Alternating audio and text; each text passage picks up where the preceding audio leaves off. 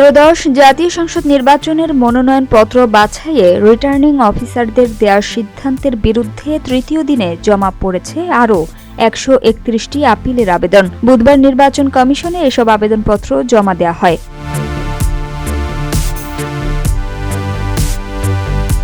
এ নিয়ে 3 দিনে আপিল আবেদনের সংখ্যা দাঁড়ালো 295। ইসির জনসংযোগ পরিচালক রুহুল আমিন মল্লিক এ তথ্য জানান। এবার নির্বাচনে অংশ নিতে স্বতন্ত্র ও দলীয় প্রার্থী হতে 2500-এরও বেশি মনোনয়নপত্র জমা পড়ে। মনোনয়নপত্র যাচাই বাছাই শেষে 723 জনের প্রার্থিতা বাতিল করেন রিটার্নিং অফিসাররা। এতে এখনো পর্যন্ত বৈধ প্রার্থীর সংখ্যা দাঁড়িয়েছে 1842 জনে।